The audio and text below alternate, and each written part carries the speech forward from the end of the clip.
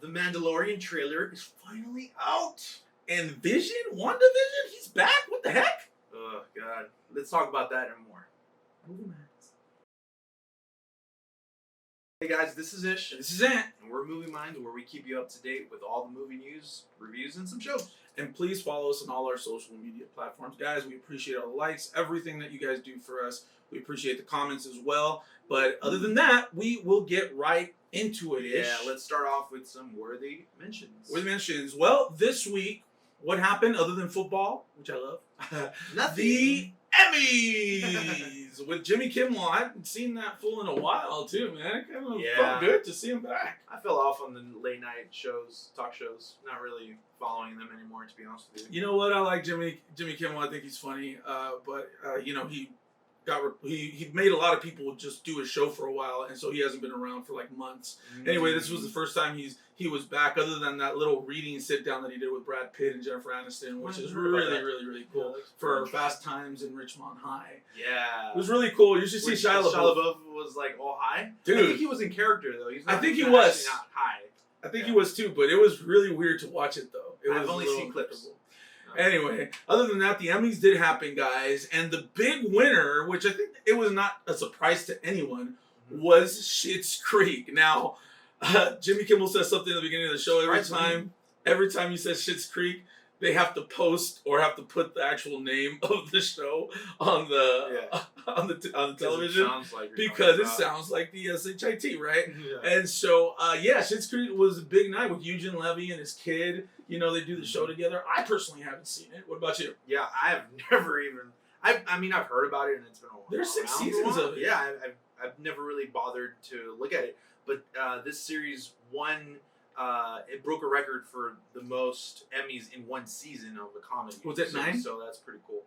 Yeah, I believe so. I'm not. I think it was 9. I think it was 9. But Watchmen got 11 wins. So, right, yeah. But that's the limited series thing. But 11 Emmys in total. Yeah, that's crazy. We got Regina King from a bunch of stuff out there that she's done. Obviously, Regina King for Leading Lady on a limited series. And also, and I might butcher his name here, but his name is Yahya Abdul-Mateen. Yeah. The second. He plays Dr. Manhattan. Is that correct? The blue guy? Yes. In Watchmen? In the Watchmen. Okay. So I've heard a lot of good stuff. Honestly, I haven't gotten around to it because I'm just kind of like busy with stuff.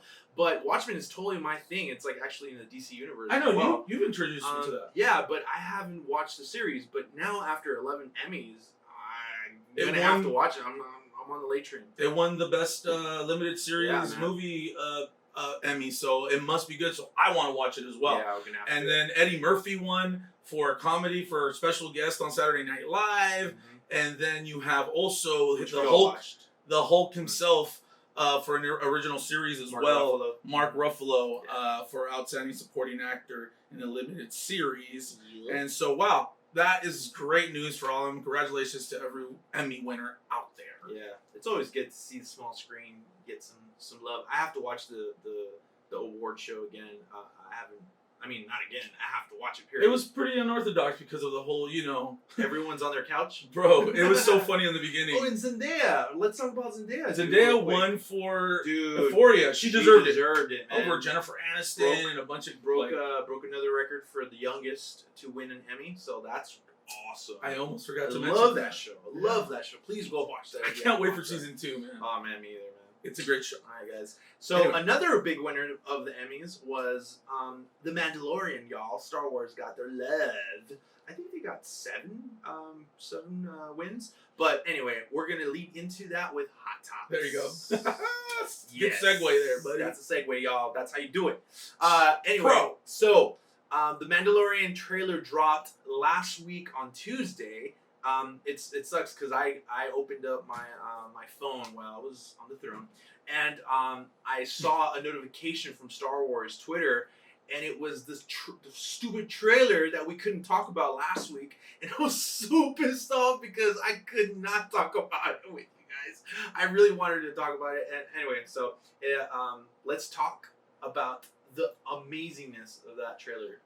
I found out through, I believe you let me know. Yeah, I sent it out to you sent it out and you let me know, and I right away. I was at work, and I stopped what I was doing, the important stuff that I was doing, and I definitely stopped and opened up YouTube, and I watched the trailer. Guys, if I was excited before, I am so hyped up because the trailer showed some really amazing things. It showed more than I even thought it was going to show, to be quite honest with you.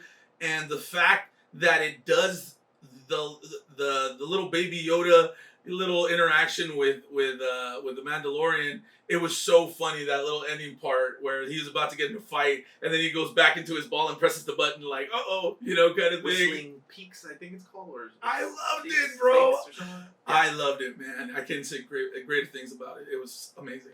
Yeah. I really did enjoy, towards the end, of course, all that good stuff was obviously amazing to see Baby Yoda in action as he retreats. You know what I mean? What I really caught from the whole trailer was that we're gonna be on the move.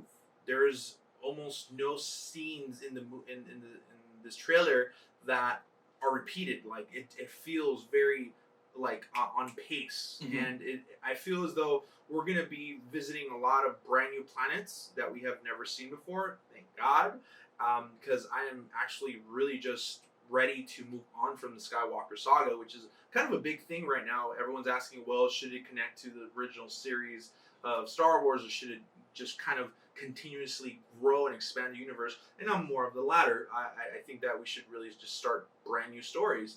But in the actual trailer, you could see some things that are callbacks. One of them is the planet, the ice planet. I'm going to butcher it because I'm horrible with names, and especially Star Wars names.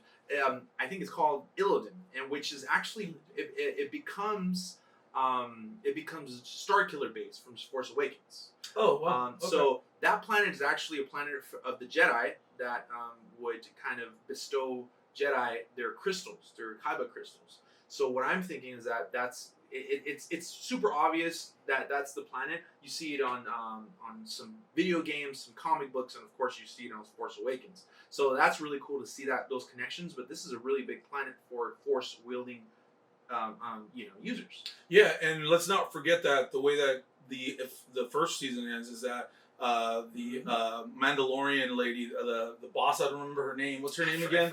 I forget her name right now, but she basically tells them, you need to take this to its people, to its race. And she mentions the Jedi Council, and she mentions all these Star Wars references, which makes me giddy, guys. Every time I hear anything from another series that just has to do anything with Jedis and sabers and all these things, it makes me feel excited. Now, I also know that they've also mentioned that they've officially said that, Rosario Dawson's in the show. She's going to be playing Ahsoka Tano, which is not confirmed, but it's pretty much obvious that she's... Well, some of the articles that I read, they're already basically saying that. And also Boba Fett, that he's going to be appearing. That's what I saw too. It hasn't been confirmed by Star Wars, actual press from them, but it seems like it's pretty... There's a lot of sources stating that. And so when the Mandalorian started, I wasn't very... It's not that I wasn't excited. I love Star Wars, but it wasn't like a thing to me, because I really thought that it was going to be about Boba Fett to some degree, and that's why I was so excited. But then when I found out that it really wasn't, that it was about this Mandalorian, about him, and we had never met him before. Guys, the show is so great that it's just, I love the show for what it is. And now that they're bringing in actually Boba Fett and all these characters, I'm just super excited, guys. I can't wait for this to come out. It comes out towards the end of October. It premieres. I'm not sure exactly what date. The 30th. And so, yeah, man. I mean, I bet everyone right now is just subscribing back to Disney Plus, because I'm sure a lot of people unsubscribed. At least that's what I heard. Yeah. I'm really excited to see the production value. Really, I know that they put a lot of money and pushed up. Like, you can tell how the CGI and just different scenes, especially the snow speeders, the bikes on that are flying through the air. Those are movie quality. The trailer looked great. The whole thing was just great production, man. So I'm glad that Lucasfilm is actually putting some money into it. Favreau's the man, dude. He's the Kevin Feige right now of when Kevin Feige was on the top. Yeah. Jon Favreau's on the top For now. sure, dude. For sure. And it's on Star Wars. So, And it's thank on Star God. Wars. It makes it a lot better, right? Thank the maker. Anyways, guys, thank you for watching us again. Subscribe, make sure you comment, press that like button, and do us a favor and press that little bell right there to get notifications when we post every Tuesday. At 12. So anyway, moving on, we have Marvel Cinematic Universe news with WandaVision. The night of the Emmys, they premiered the first trailer on the for a trailer and commercial spot, whatever you want to call it, of WandaVision, and it gives you the first look about what this show is really gonna be about to some degree. I think. What do you think? Please answer that question to me because I don't know what the hell is going on in this trailer. I don't know what it is. I honestly, I am extremely underwhelmed with this trailer. I cannot even follow what is it like. I'm all for Twilight Zone-ish, off-world, like weird stuff, but this is just, it feels very, I don't know. It's a little confusing, huh? Low budget and yeah, a little confusing. Yeah.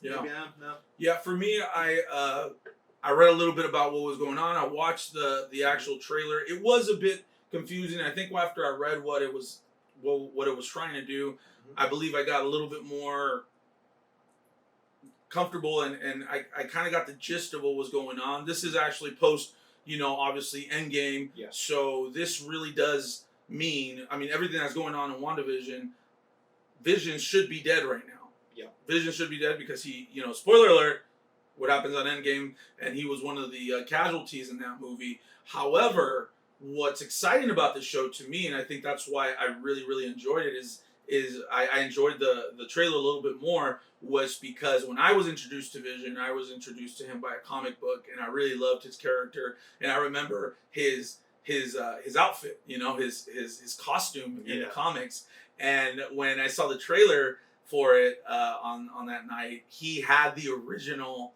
costume on, and I'm just like, oh, that's super dope. And then I saw Scarlet Witch also with her original costume, and so that really excited me. It did confuse me, however, on what they're gonna do, but from my understanding, they're gonna take a bunch of different kind of shows that have happened throughout time, and they're gonna almost sort of like reenact them in some way, but also telling a story at the same time, and putting some old characters there from the comics and from old Marvel characters as well. Now, I'm not sure if that's exactly what it's going to be, but that's what I interpreted it by reading it and by watching the actual trailer. Yeah. But it does make me think that they're going to be diving into that multi-universe, dude. Yeah, which I felt like that was going to be the plan, right? That this show was going to be interconnected with Doctor Strange's exactly.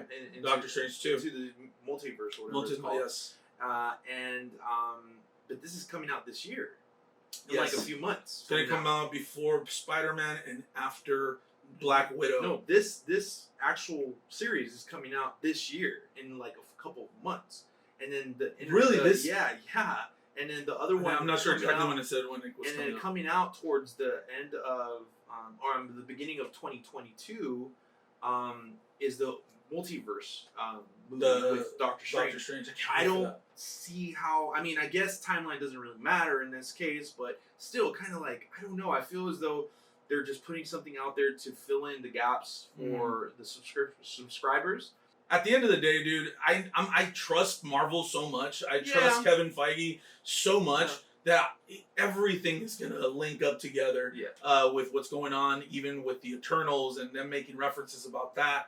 And what's going to happen with Guardians of the Galaxy. Everything just is, I'm sure they're putting some really big thought, because right now DC looks like they're the top. They got their stuff together right now. Yes, they got their stuff together, and it's very interesting because it's post Endgame now, and it's like I don't know, I feel as though there's like no stories to tell right now. I mean, hopefully they come out with something the next few months, a year or so, to really excite people, but honestly, I'm kind of done with Marvel right now at this point. I mean, I could be happy and done and just. I want to see Loki. What's going to happen with Loki? Yeah, I guess so. But like, I'm a big Marvel fan and DC fan, so I'm waiting for both. But anyway, guys, let us know what you guys think down below. Let us know. Subscribe, Movie Minds, guys. Please.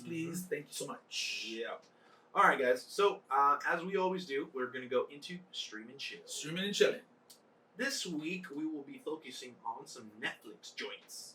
Netflix joins slash Prime because it's actually on Prime. Mine is actually on Prime, but they announced it on that it's coming out for mine. And we'll go into mine first here for Waiting, a little hidden gem from Ryan Reynolds. I don't know if you've ever seen that movie. I do not get the reference there. He made this movie back when he was nobody, guys. I mean, this movie was so low budget. 2005. And it really was the introduction for me to get to know Ryan Reynolds as the actor that he is now. And I always knew when I saw that movie that he was going to be something big. I'm completely serious, guys. When I first saw him in that movie, I said, this guy's funny, he's super talented, and he is a leading man for sure. And so this movie basically, takes you on a ride on what it is to be in a restaurant business. And he is a waiter. And so it's very raunchy, guys. And when I say raunchy, I mean border freaking X-rated almost. Okay, guys. There's not like crazy nudity or anything like that, but the references and the talk about what they say and the games that they play in the movie are very, very raunchy. And so we also have Justin Long in the movie. Yeah, that's what I was going to say. And Anna Faris is in the movie as well. Mm-hmm. And then Andy Sadek, I forget his little fat kid. I don't remember what his name is right now, but he's like a rap kind of busboy kind of thing. Okay. But it's a great movie, man. I would love for you to watch it because I think you would really, really like it. Yeah. I think I might pop it in after we record. And so they play a game, and the game is gonna trip you out because it involves their genitals and stuff like that. Oh, great. But it's like ideas. Yeah, and then there's a scene where there's a customer that comes in, and she is, I mean, a total jerk. Like, where's my salad? And it's just really bad. And it gives you really the idea of why you're not supposed to be mean to the people that serve your food. Yeah. And so they go through this whole thing back there, and they go like a thumbs up or a thumbs down to the cooks in the back. It's really good, guys. Check it out. It's gonna be coming out on Netflix on Wednesday. If you guys want to watch it now, it's on Prime as well. But it's a hidden gem. Ryan Reynolds, Waiting. Check it out. I watched the first time I was introduced to Ryan Reynolds was Two Guys, a Girl, and a Pizza Place. That show was on NBC, I think, and that was hilarious. I hate that they canceled that show. I've never seen that. Oh man, Ryan Reynolds is his best, dude. I love that show. Anyway, let's go talking about some other brand new Netflix original movie. I gotta watch that, dude. The Devil. Man, such a good movie. The Devil All the Time. This original movie. From Antonio Campos, which I never really heard of him before until right now. He has some stuff there, here and there, but overall, man, what an incredible movie. I saw one piece of it, dude, and it was crazy. Freaking crazy. Yes, it is super disturbing in a lot of different ways, different manners. But overall, guys, I just want to say that it's a story about a troubled kid that had a past that is unfortunate, and how that all kind of culminates into his future, his life, and it's just a telling of just a sad story, a bunch of tragedies, but it's such a good story. Who plays the kid? It is Tom Holland, Spider-Man, and it's just so great, guys. Overall, though, the one that really stuck out to me, man, is Robert Pattinson, dude. He was like a scumbag, bro. Really? A scumbag pastor.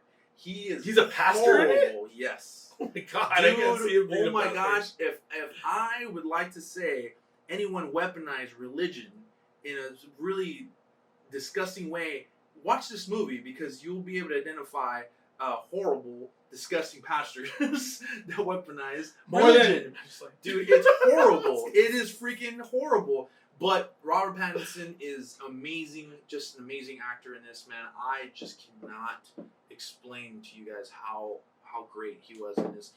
Please go watch it. It's on Netflix now. It's a 2 and 30-minute watch, a 2-hour and 30-minute watch. Please go watch that. I was gonna watch it. I wanted to watch it. I saw it on Netflix, and I was like, man, I don't think I'm gonna be able to stay up. It's one of those things when you know you're gonna just fall asleep in a movie, no matter how good it is. Yeah. And so I didn't watch it. It's a slow burn, but it's good. And so, but the pieces that I saw someone go ham on someone as far as like these really vile scenes, and I was just like, whoa, I gotta watch that. Everyone in there has a devil inside them, pretty much. And you just devil all the time. Yeah, huh? yeah, you can totally tell. So well, I'll check it out. It's great. For sure. I got to give it a B+. By the way, it's not that I'm reviewing it, but it's so good. Anyway, guys, go watch it. All right, guys. So that'll do it for us. But please subscribe. Guys, we really love the fact that you guys are liking the videos, that you guys are commenting also on our social medias, Instagram, Facebook, Twitter, all those good things. We're going to be making some good TikTok videos for you as well coming up. And we appreciate you guys, for me and Ish. And as always, stay movie-minded. Peace. Woo!